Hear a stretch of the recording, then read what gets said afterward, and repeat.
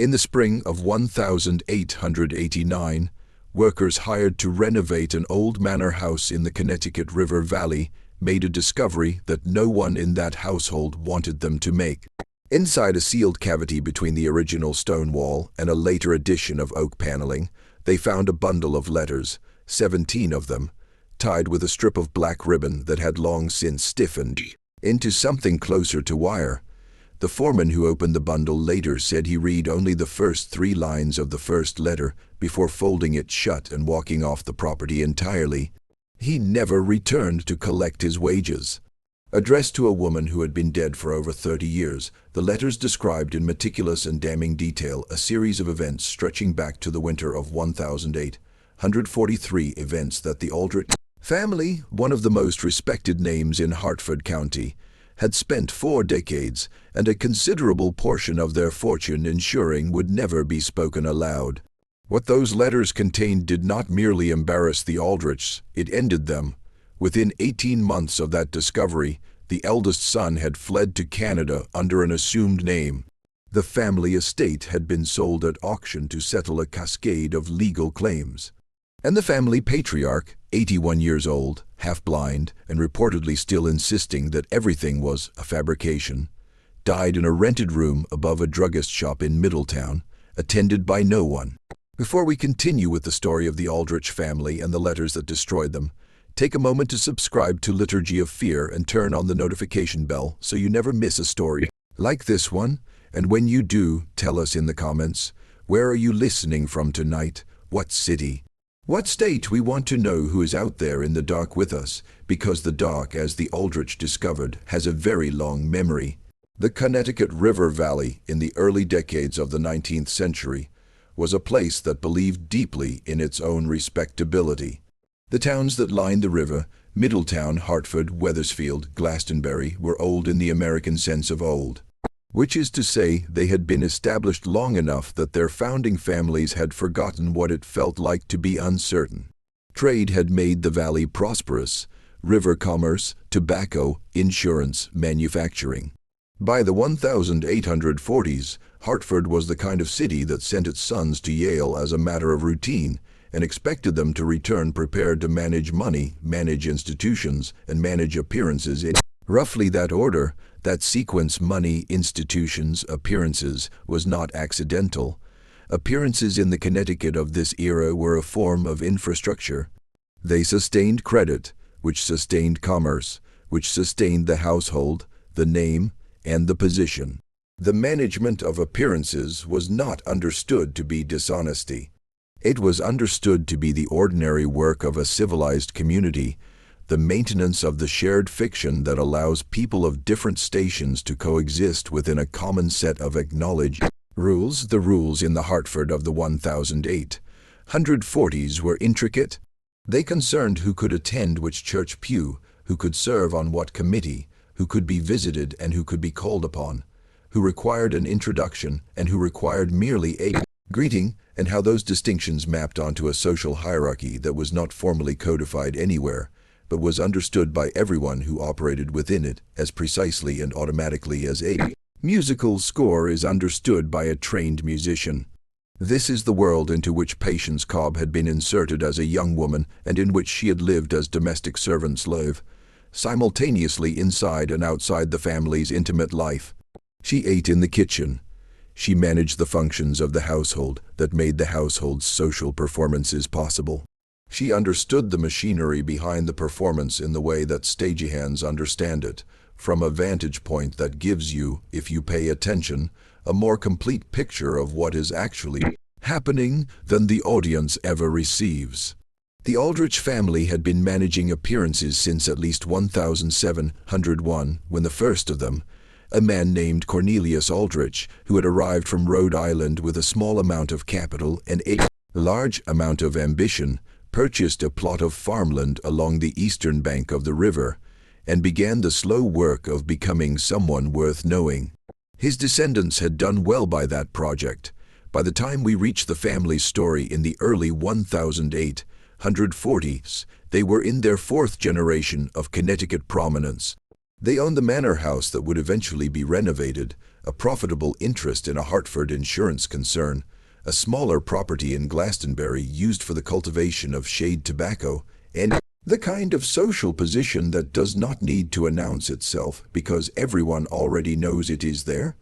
The head of the family in 1843 was a man named Harlan Aldrich, who was then in his mid-30s. By all contemporary accounts, he was an effective and largely humorless man. He managed the insurance business with precision, served on the boards of 2 charitable institutions, attended services at Center Church in Hartford with the kind of regularity that communicates not devotion but status, and had been married since 1838 to a woman named Eliza Nay Storrow, who had come from a respectable Springfield family and whom everyone agreed was considerably more perceptive than her husband, though no one would have said so to his face. They had 3 children by 1843. The eldest, a boy named Harlan Jr., called Henry within the family to distinguish him from his father, was 5 years old. There were 2 younger daughters. The household also included, in the manner of prosperous Connecticut families of the period, a number of domestic servants, a groundskeeper, and a woman named Patience Cobb, who functioned as housekeeper and who had worked for the Aldrich family since before Harlan Sr. had married Eliza, since before Harlan Sr. had taken over the business from his own father, since before some said the house itself had acquired its reputation for cold rooms and drafts that appeared with no clear source. Patience Cobb was 53 years old in 1843.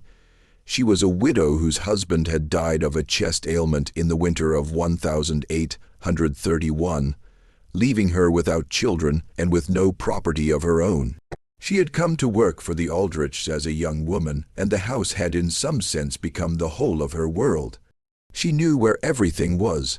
She knew the habits of every room, and she knew this will become significant things about the family that the family did not know she knew. The winter of 1843 arrived early and stayed long in the Connecticut River Valley.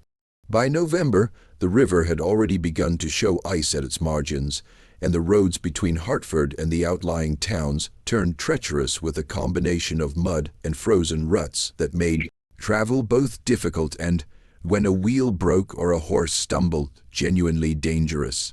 It was into this winter, gray, close, and unforgiving, that the events began to move that would eventually be sealed inside a wall and forgotten, or nearly forgotten, for 46 years.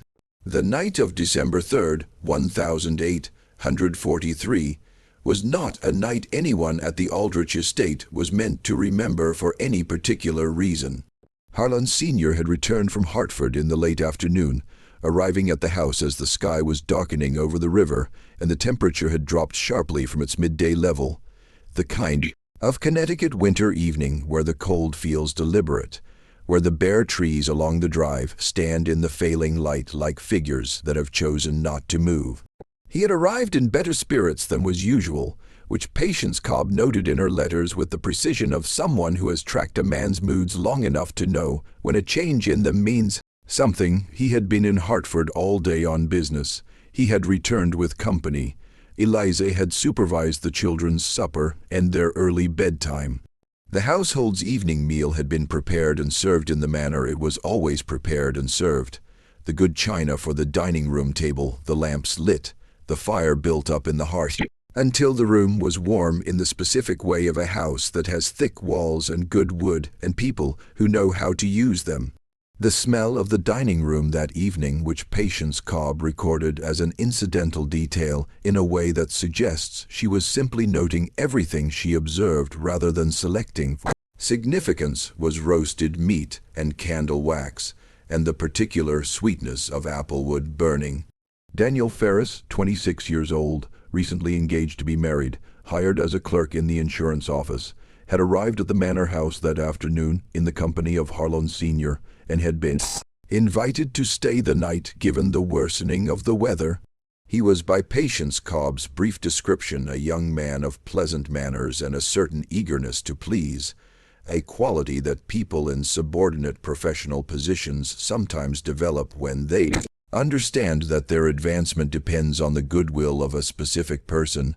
He thanked Patience Cobb for the preparation of the guest room. He carried his own bag upstairs. He was by all visible signs an ordinary guest in ordinary circumstances. This detail, the presence of Daniel Ferris, would become in retrospect the hinge on which everything else turned. What is known, or what can be reconstructed from the evidence that later emerged, is this: Daniel Ferris did not sleep in the guest room he was assigned that night. At some point between 10:00 in the evening and 3:00 in the morning, he was somewhere else in the house. And sometime during those same hours, Eliza Aldrich was not in the bedroom she shared with her husband, who was, according to his own later account, sleeping with the help of a preparation of laudanum he had been prescribed for a recurring pain in his back. What is also known is that Patience Cobb, whose room was on the ground floor near the kitchen, did not sleep at all that night. She heard things. The house made its ordinary nighttime sounds, the settling of old stone against newer wood, the movement of air through corridors that had never been entirely sealed against the winter, the distant sound of the river if the wind was right. But beneath those ordinary sounds, she heard something that was not ordinary, footsteps that did not belong to the pattern of a household at rest, a door that opened and did not immediately close. Voices very low in the corridor above the kitchen. Not words, nothing she could transcribe, but voices and a specific emotional register. She recognized the specific low urgency of people who do not want to be heard. She saw through a partially open door something she was not meant to see. And she wrote it down, not immediately, not that night, but within the following days, in a letter addressed to her sister in New Haven. A letter she ultimately did not send but kept instead, folded inside a larger bundle that she added to over the following years with the methodical, quiet precision of someone who understands that truth, if it is to be useful, must be preserved in a form that will survive. The morning after Daniel Ferris spent the night at the Aldrich estate, he left before breakfast. Harlan Sr. saw him off at the door, and by every visible sign parted from him in the ordinary manner of an employer, bidding a valued employee a comfortable journey. Eliza did not come downstairs until mid-morning. She complained of a headache. The children were kept in the nursery. 3 weeks later, Daniel Ferris resigned his position at the insurance concern, citing a desire to pursue an opportunity in Boston. Panting, Harlan Sr. provided him with a letter of recommendation that was, by the standards of such letters, unusually warm. Ferris departed for Boston in January of 1844 and did not, as far as the official record goes, have any further contact with the Aldrich family. But the official record, as Patience Cobb well understood, is not the only kind. What Patience Cobb had seen through that partially open door on the night of December 3rd was not by itself necessarily the thing that unraveled everything. Affairs among the wealthy classes of mid-19th century New England were not precisely common knowledge, but neither were they unheard of. What made the Cobb letters, for that is what they eventually became, the Cobb letters, at least in the minds of the few people who knew they existed different from a simple account of marital infidelity, was what Patience Cobb understood about the context in which that night had occurred. To explain this, it is necessary to go back slightly further in the story, to the summer and autumn of 1843, before Daniel Ferris arrived at the manor house with Harlan Sr. on that cold December afternoon. In the summer of 1843, a young woman named Mercy Dunbar had come to work at the Aldrich estate as a household servant. She was 17 years old, the daughter of a farming family from Glastonbury, brought in to help with the increased labor the household required after one of the other servants had left to be married. Mercy Dunbar was by all accounts a quiet and industrious girl, not without intelligence and possessing a directness of manner that Patience Cobb would later describe in her letters as both her greatest quality and the quality that most imperiled her. By September of 1843, Mercy Dunbar had attracted the attention of Harlan Aldrich Sr. in a way that left no room for misinterpretation. Patience Cobb saw this. She had worked for the family long enough to recognize what she was looking at. She had also worked for the family long enough to understand that the correct response in the practical calculus of her position was to see nothing, say nothing, and file everything away in the part of her mind where other such things were already filed. What complicated the situation, and what gave Patience Cobb's eventual account its particular weight, was that Eliza Aldrich also saw what was happening. And Eliza Aldrich, who was, as everyone agreed, considerably more perceptive than her husband, drew a conclusion that her husband had apparently not considered, that the best way to redirect a dangerous situation was to provide a substitute for the danger. Daniel Ferris was not, in other words, a random choice. He was a young man of relatively modest means and significant ambitions employed in her husband's own business, and therefore someone whose discretion could be reasonably counted upon. He was also, and Patience Cobb recorded this with the careful precision of someone who understood she was writing history, someone for whom Eliza Aldrich had developed a genuine attachment over the preceding year through the ordinary social contacts of a businessman's household. Dinners, holiday gatherings, the incidental proximity of a small professional world. Whether Eliza's calculation was correct, whether she believed that redirecting her husband's attention by occupying her own was a rational strategy, or whether the rationalization came later to explain something that had happened for simpler reasons, is a question the letters leave open. What they do not leave open is the sequence of events, or the fact that Patience Cobb, from her position of invisible domestic authority, had observed most of it with the thoroughness of a woman who had learned over decades of service that the powerful are observed most accurately by those they have learned to look through. By the spring of 1844, Mercy Dunbar had left the Aldrich household. The official reason given was that she had returned to her family in Glastonbury. Patience Cobb's letters suggest a different story. They suggest that Mercy Dunbar had left because she had been given a sum of money and a clear understanding of what would happen to her family's tenancy on Aldrich land. The Dunbars rented from an estate connected to the Aldrich tobacco interest. If she failed to depart quietly and permanently, this too Patience Cobb had seen, and this too she had written down.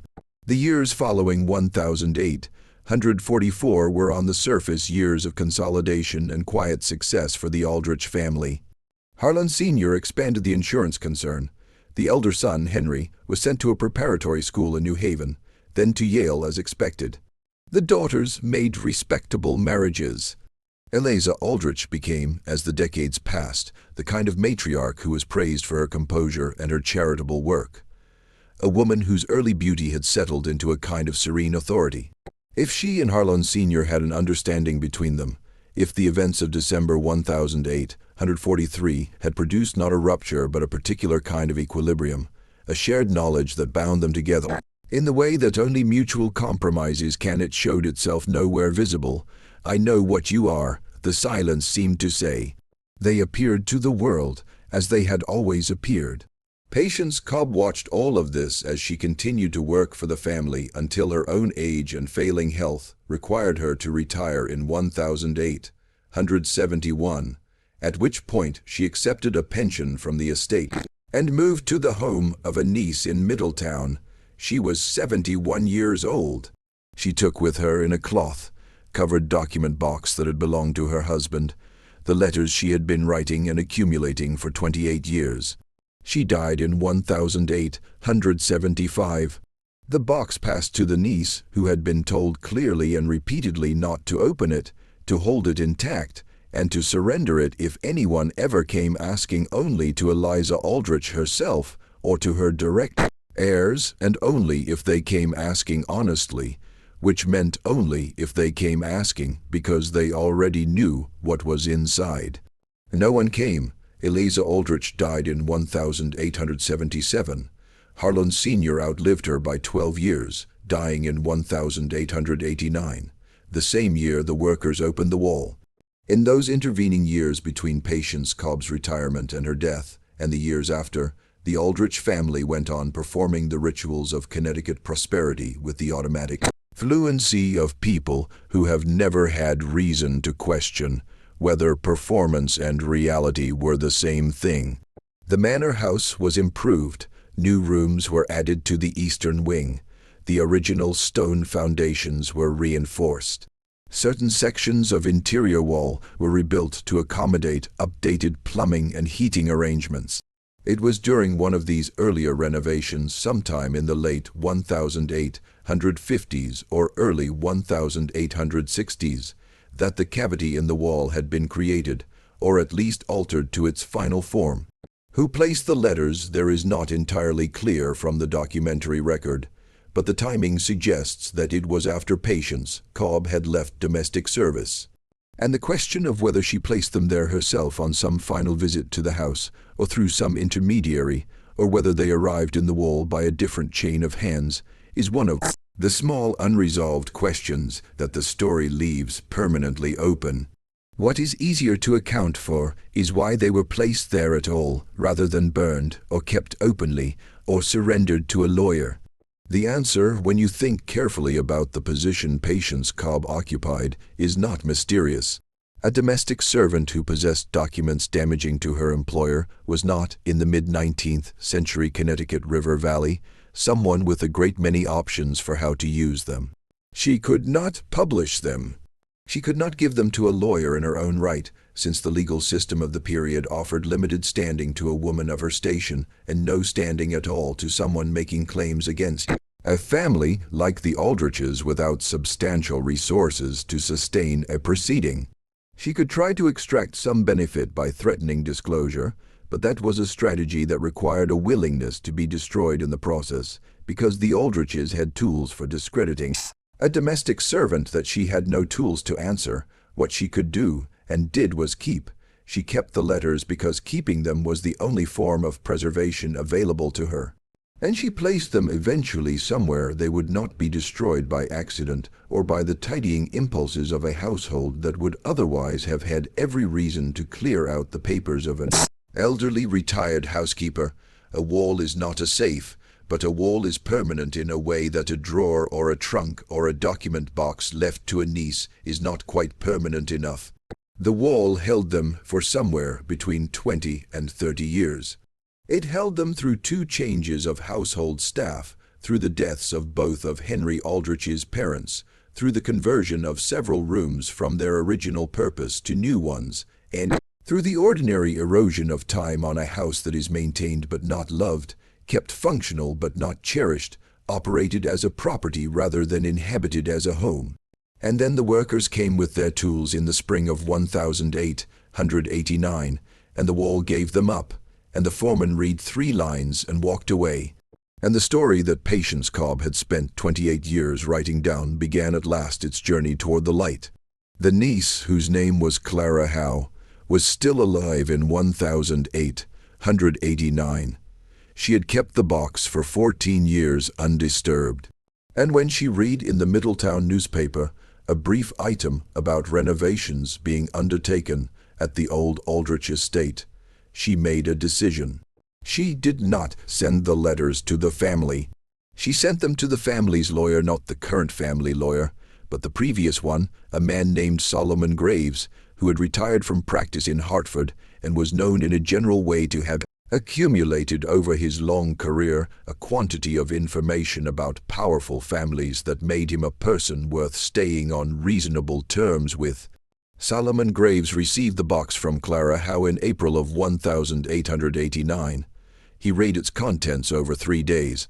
Then he wrote 2 letters. The first was to Henry Aldrich Harlon Jr., now in his early 50s, the family patriarch in his father's absence. The second was to a man Henry Aldrich had never heard of, a journalist in New Haven. He sent both letters on the same afternoon. If you are finding this story as unsettling as we intended, you're in the right place. It's too late. Leave a comment with your theory.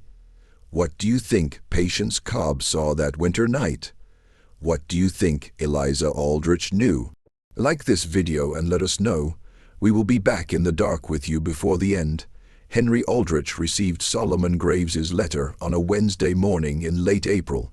He read it standing in the hallway of the Hartford house, a newer townhouse than the old manor estate, purchased a decade earlier when the manor had become impractical to maintain, and his wife later reported that she knew from the look on his face, before he had said a single word, that something had shifted in the architecture of their lives. The letter from Solomon Graves was, by the standards of blackmail, for that is ultimately what it was, performed with the careful indirection of a former lawyer who understood precisely how close to a line he could walk. A masterpiece of its genre, it did not threaten, it informed. It conveyed the existence of a collection of letters describing events involving the Aldrich family between 1843 and 1871. Then it noted that these letters had recently come into Graves's possession, and that he had read them with considerable attention. It expressed in measured and almost sympathetic language concern about what might happen were their contents to become known to persons outside the legal and confidential context in which Graves was sharing this information, and it concluded with the suggestion that a meeting between Graves and Henry Aldrich at a time and place of Aldrich's music choosing might be productive for all parties. It said nothing about the journalist in New Haven. That letter, sent the same afternoon, told a different story to a different audience. Henry Aldrich did not respond to Graves's letter immediately. He was by temperament a man who did not act under pressure, who believed in the way of men who have grown up watching power operate from a safe distance, that any problem can be managed if you do not panic, do not speak, and do not move too quickly. He spent a day and a half doing nothing visible, which is to say he spent a day and a half doing a great deal internally, reviewing the family's exposure, considering who else might know about letters, calculating what Solomon Graves might actually want versus what he had said he wanted, and trying to determine whether there was any possibility that the contents of those letters were different from what his own memory and certain suppressed family knowledge suggested they would be. He had known in some general way about events in the 1840s that were not discussed. He had known in the way that children know things absorbed from the atmosphere of a household rather than from any direct disclosure, that there were arrangements and understandings in his parents' marriage that were not for public consumption. He had not known about Patience Cobb. He had not known that 28 years of domestic observation had been transcribed with the care of someone who understood that testimony to be credible requires specificity, and that specificity requires attention, and that Patience Cobb had paid attention with a thoroughness that would have impressed a trained investigator. He had also not known, and this is the dimension of the situation that the letters made newly visible to him, how thoroughly his own childhood had been shaped by the management of a secret. He could look back now at certain things he remembered from his boyhood, the way certain conversations stopped when he entered a room, the inexplicable coolness that had settled between his parents during a period in 1844, "What have you done?" that he had been too young to parse at the time and had since attributed to ordinary domestic friction, the departure of a household servant he had barely known by name whose absence had not been explained to the children. He could look back at those things and understand now that they were not random moments of domestic weather. They were the visible surface of something that had been carefully kept below the surface, specifically so that he would not understand it. This is one of the more disturbing features of the Aldrich story. Not only that harmful things had been done, but that the children of the people who did them had been deliberately kept in the kind of comfortable ignorance that would allow them to carry the family name forward without the weight of what they were carrying. Henry Aldrich had been raised, in other words, to be a vehicle for his family's respectability without being told what that respectability had cost, or who had paid the cost, or that the cost existed at all. He had been prepared to succeed to a world that was already in debt in ways he was not permitted to see. What finally moved Henry Aldrich to respond was not the letter from Graves. It was a conversation 3 days after receiving Graves's letter with a distant cousin who lived in New Haven, who mentioned in the course of an apparently casual social call that he had heard something interesting. A journalist he knew, a man named Edwin Pell, who wrote for one of the smaller New Haven papers, had been approached with a story about an old Connecticut family. The cousin didn't know the details. He had thought Henry would want to know. He said it in the tone of someone who is doing you a favor and understands that favors have weight. Henry Aldrich understood in the space of that conversation what Solomon Graves had actually done. Keep these safe, the first letter had implied. The second, to the journalist, had already been sent. It can't be, he must have thought. The letter to the family and the letter to the journalist had not been alternative strategies deployed in sequence. It's real, the realization came. They had been simultaneous. Graves had not offered Henry Aldrich a private settlement in preference to public exposure. He had offered both at once, and the letter to the journalist was not a threat to be deployed if negotiations failed. It was already deployed, already in motion, and already introducing the story of the Aldrich family into a world that Henry Aldrich could not fully see or control. The reason for this, why Graves would take an approach that maximized his leverage but also maximized the risk of actual exposure, became clearer when Henry Aldrich began asking careful questions of people who knew Solomon Graves. What he learned was that Graves, now in his late 60s, was not well. He had a condition of the liver that his physicians expected would be fatal within the year. He had no heirs. He had, over a long career handling the private disasters of prosperous families, accumulated a great deal of knowledge that he had never been able to convert into the kind of security he wanted. Not blackmail money exactly, but something more like acknowledgement, recognition, the satisfaction of being known, if even by one person, as someone who had held power over power and had used it. According to his own judgment, he was, in other words, not maneuvering for money. He was maneuvering for consequence. He wanted to see what happened. This understanding did not make Henry Aldrich his position easier. It made it considerably harder, because a man who wants money can be bought. A man who wants revenge has a price that can sometimes be identified and paid. But a man who wants to watch, who has arranged the pieces on a board and is simply waiting to see them move, is a man who is not in any straightforward sense negotiating at all. Henry Aldrich went to see Solomon Graves in Hartford at the retired lawyer's home on Asylum Street on the first Tuesday of May 1889. The conversation they had that afternoon lasted, according to a note Graves made in his personal journal, which survived, having been acquired with his other papers by a Connecticut historical archive, for approximately 2 hours. Graves recorded only a few lines about it. He wrote that Aldrich had come in expecting to find something he could address, and had left understanding that he was inside something he could not address. He wrote that Aldrich was beneath the composure, frightened in the specific and particular way of people who have spent their lives believing that their family name was a form of protection and who have just discovered that it is instead a form of exposure. And Graves wrote one other thing, which would have seemed cryptic to anyone who did not know the full history, that Henry Aldrich had asked at the very end of the conversation whether there was anything in the letters about Mercy Dunbar music that indicated where she had gone after leaving the estate in 1844. Graves had told him yes, there was, and Henry Aldrich had sat with that information for a long time before standing up, collecting his hat, and leaving.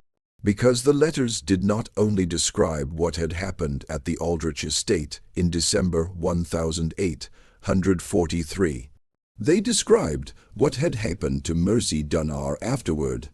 And that, it turned out, was the part of the story that Henry Aldrich had not known, and had not expected, and from which, once he understood it, he could find no way to emerge intact. Mercy Dunbar had not gone home to Glastonbury in the spring of 1844.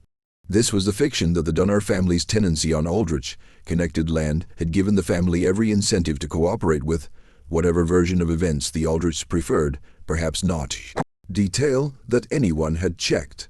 She had told her family she was going elsewhere.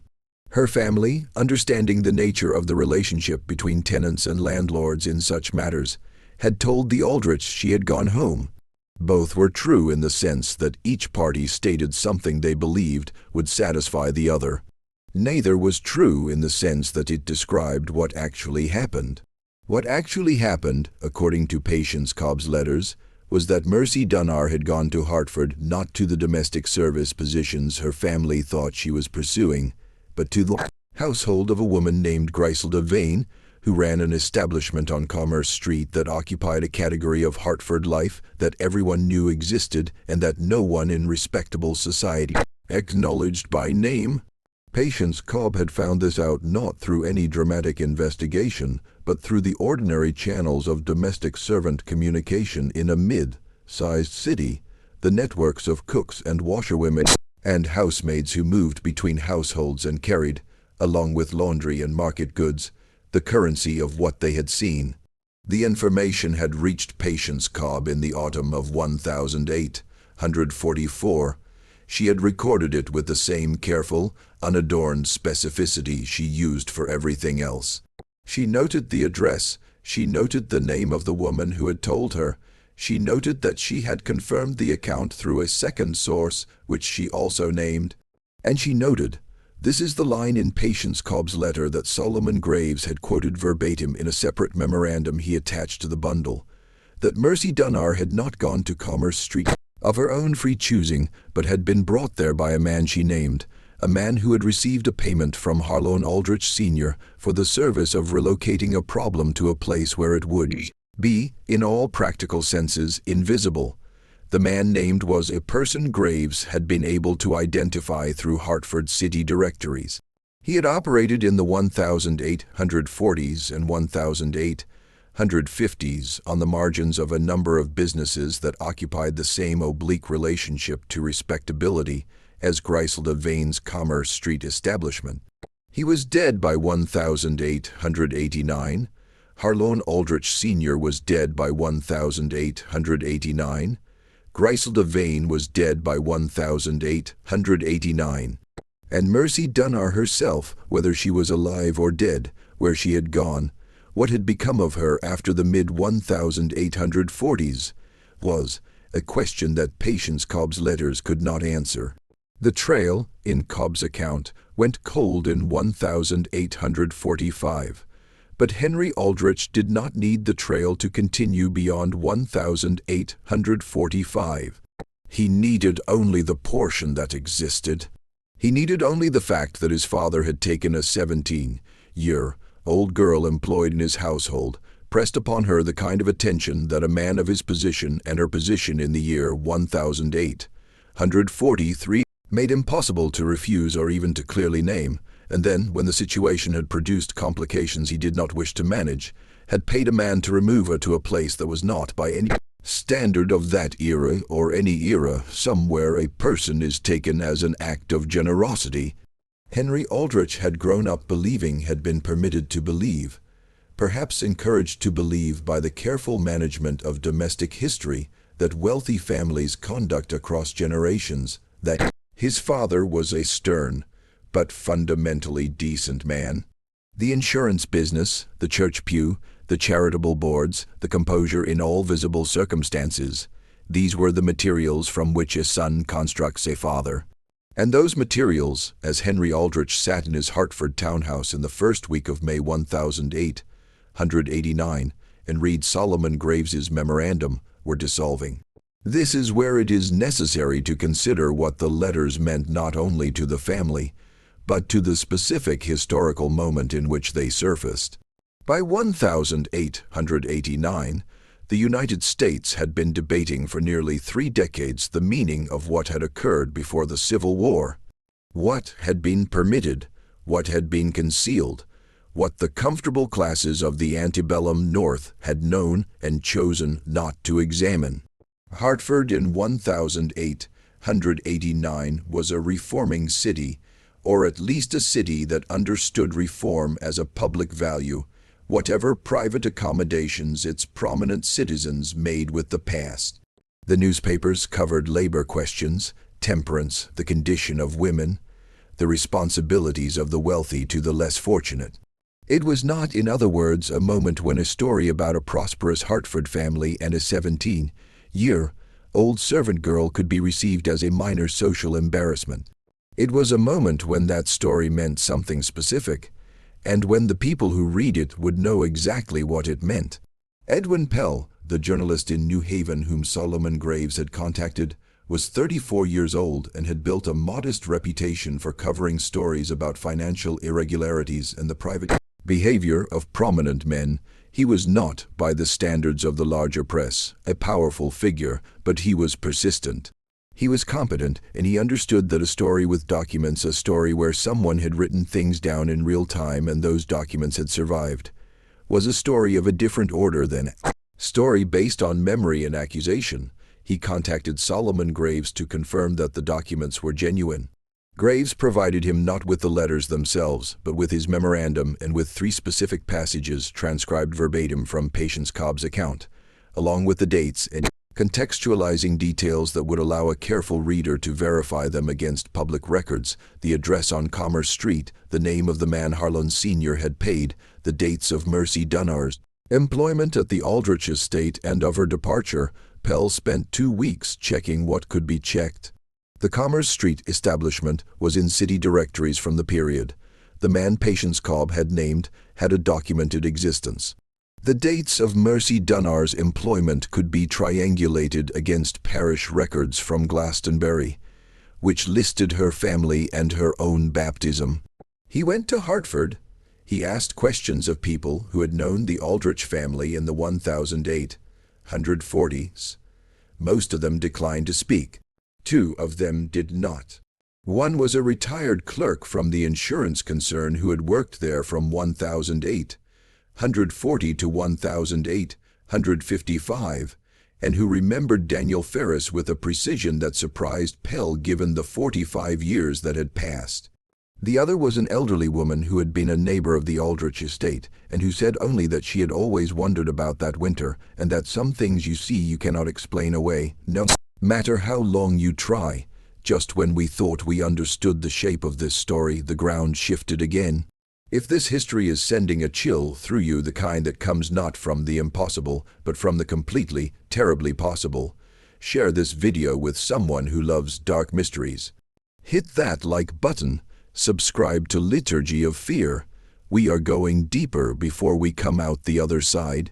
The story appeared in the New Haven paper on June 14, 1889. It was not, by the standards of later journalism, a long piece. It covered perhaps 4 columns, and it was written with the careful hedging of a journalist who understood libel law and the difference between what he knew and what he could prove.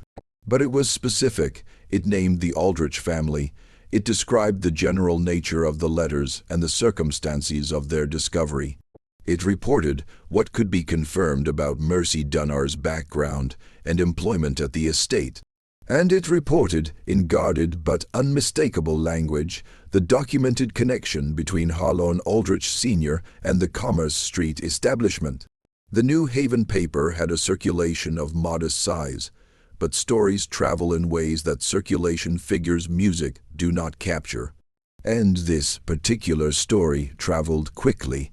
It was picked up within a week by a Hartford paper and then by a Springfield paper, each with their own editions and framings, each adding the particular texture of a community that had known Aldrich family in some capacity, and now found itself looking at what it had known through a new lens. The Hartford piece was notably cautious, Hartford being a city where the Aldriches had social connections that a local editor would have been aware of. But caution, when it takes the form of carefully worded non-denial, communicates almost as much as assertion. What the initial coverage did not include, because Pell had not yet received the physician's document, was any account of what had happened to Mercy Dunbar after 1845. The first article described her as a young woman who had been employed by the family and then removed from that employment under circumstances that raised questions. The questions it raised were serious enough.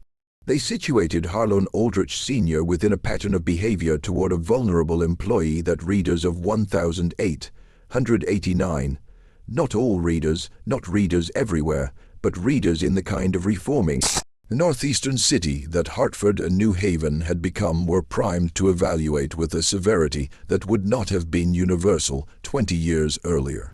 The temperance movement had changed certain conversations, the emerging discourse around the condition of working women, the investigations into industrial labor that had produced legislative attention in Massachusetts and Connecticut, both, and the spreading influence of settlement house reformers who documented what actually happened to young women of limited means when the systems supposedly designed to protect them failed. All of this had created, by 1889, an audience that knew how to read between the careful lines of a newspaper story and identify the reality being described. It did not fully know how to identify who was doing the describing. Patience Cobb's name did not appear in any of the articles. She was referred to only as a source whose written account had been preserved and authenticated. The question of who she was and why she had spent 28 years recording what she had seen was left largely as an absence in the center of the narrative. This absence was noticed by some readers, who wrote to the paper asking about it. Pell did not identify her publicly.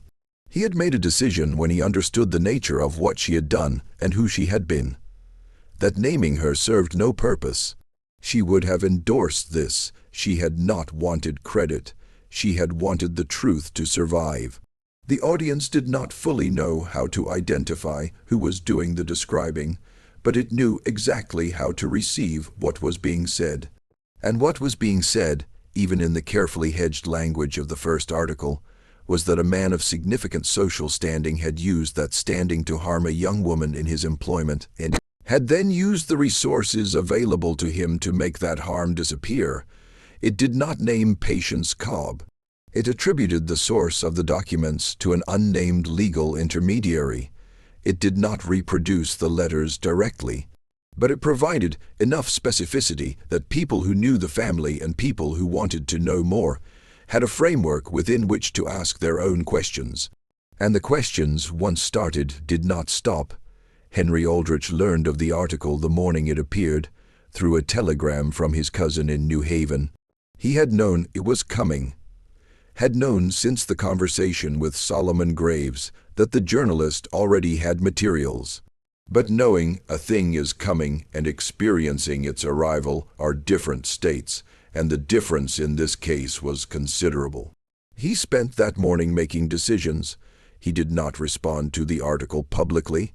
He sent a letter to the editors of 2 Hartford papers through his own lawyer, indicating that the family reserved the right to pursue legal remedies for false and damaging publication. The Hartford papers ran LTW 1 brief items acknowledging the story and noting the family's response. What he did not do, and what this particular aspect of the Aldrich story makes significant, was seek out any information about Mercy Dunbar beyond what Graves had told him. He did not try to find her. He did not attempt to determine what had become of her after 1845. This omission was noticed by Pell, who wrote about it in a follow-up piece in August, and its significance was left for readers to interpret. The follow-up piece was the one that did the serious damage. By August, Pell had been in correspondence with people the first article had shaken loose, people who had known the Aldriches in the 1840s, people who had known Griselda Vane's establishment, but name people who existed in that stratum of a mid-19th century city that keeps its own records even when the official records are silent. One of these correspondents provided a document that Pell had not expected to find, a record kept by a physician who had provided irregular services to Vane's establishment in the late 1840s. The physician was dead. The record had passed through a chain of transfers too complicated to summarize into the possession of a medical society that had not examined it.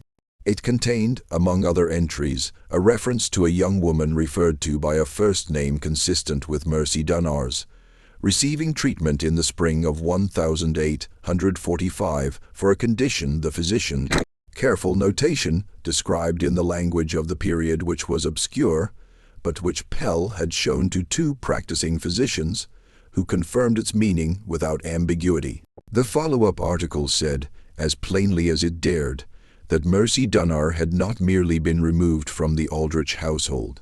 She had been removed from the Aldrich household under circumstances that had produced consequences for her health and her life, consequences that the Aldrich family, specifically music harlot Aldrich Sr., had subsequently done nothing to address or acknowledge.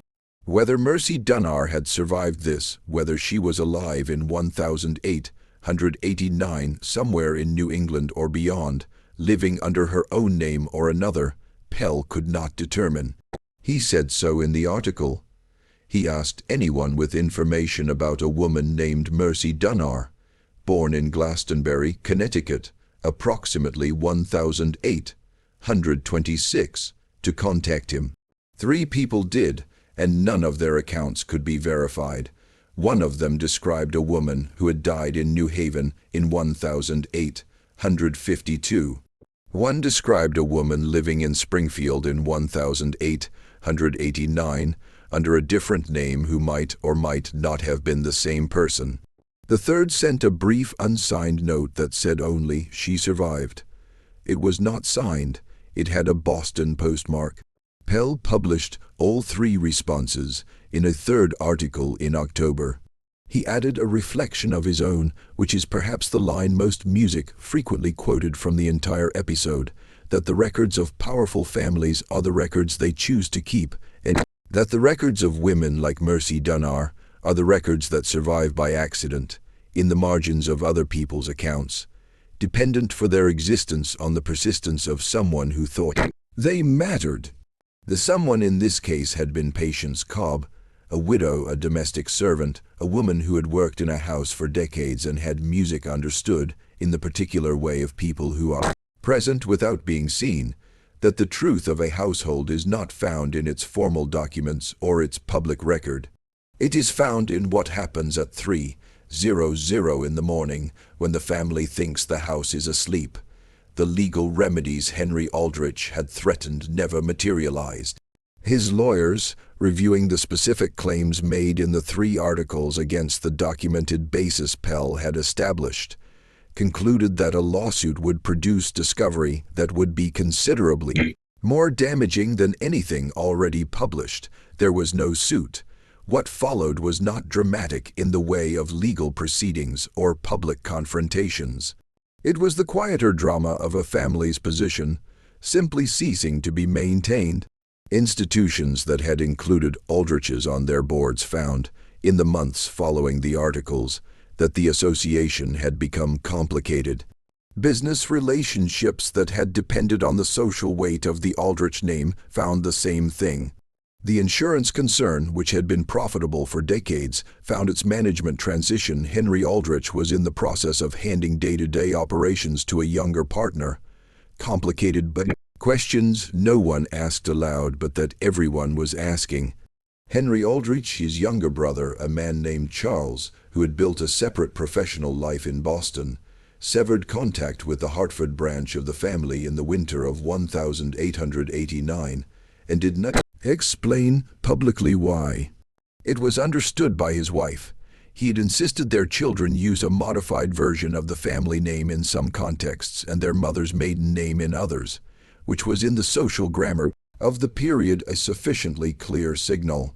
Henry Aldrich himself held on longer than anyone expected. He spent 1890 attempting to stabilize the family's position through a combination of public charity, donations to institutions, visible church attendance, the purchase of a memorial window for Center Church in his father's name, a gesture of posthumous rehabilitation that was received with a silence that told him everything about whether it would work, and private legal maneuvering aimed at reducing the estate's exposure to the claims that had begun to accumulate around the margins of the story. Some of these claims were financial, creditors and business partners who felt that the revelation of the family's history changed the terms of their relationships. Others were stranger and harder to manage, descendants of people tangentially connected to the 1840s events who had been given by the articles a language for grievances that had previously been unarticulated. B. The estate was put up for auction in the autumn of 1891. The old manor house, the tobacco property in Glastonbury, the Hartford townhouse, all of it went over the course of 18 months of legal proceedings to satisfy a combination of debts and settlements that the Aldrich family's reduced income and social position could no longer service. The auction of the manor house contents was reported in the Hartford Courant in a single paragraph, which noted that the house had been purchased by a manufacturing concern that planned to demolish the original structure and use the property for a different purpose. It made no mention of the wall. Henry Aldrich left Hartford in 1892. He went to Canada, as had been reported, specifically to Montreal, where he had a connection through the insurance industry and where his family name meant nothing. He lived there until 1907, working in a modest administrative capacity for a commercial firm, and died without having returned to Connecticut. Whether he died in peace or in something else is not recorded. Harlan Aldrich Sr., the patriarch, the man whose actions in the winter of 1843 had set all of this in motion, died in the Middletown rented room in the autumn of 1889, a few months after the first article appeared. He had been informed of its publication. His reaction, as reported by the druggist whose shop was below his room, and who was the closest thing he had to an attendant in those final weeks, was to say that it was all lies and fabrications, that he had never done anything that was not in accordance with his position and his times, and that the people responsible for spreading such material were no better than common criminals. He said this more than once. He said it with conviction. He was not, as far as anyone could observe, troubled by doubt. This is perhaps the most unsettling detail in the entire story. Not the events themselves, not the letters in the wall, not the trail of documents that Patience Cobb assembled across 3 decades, but the old man in the rented room insisting until his last days that he had done nothing wrong because he was speaking in some sense from inside the logic of his own world, the world in which his position entitled him to certain behaviors, in which the people below him in that world existed primarily in relation to his needs, in which the management of consequences was simply what a man of his standing did when circumstances required it. He was not performing innocence, he believed it. Solomon Graves lived long enough to read all 3 of Pell's articles. He died in December of 1889, 6 months after sending the letters to their 2 different destinations. His personal journal, the one that survived into the historical archive, ends in November with an entry that is brief and that does not, despite everything, sound like the entry of a satisfied man. It says only that he had hoped to know what had become of the girl, and that he did not, and that this would have to be enough.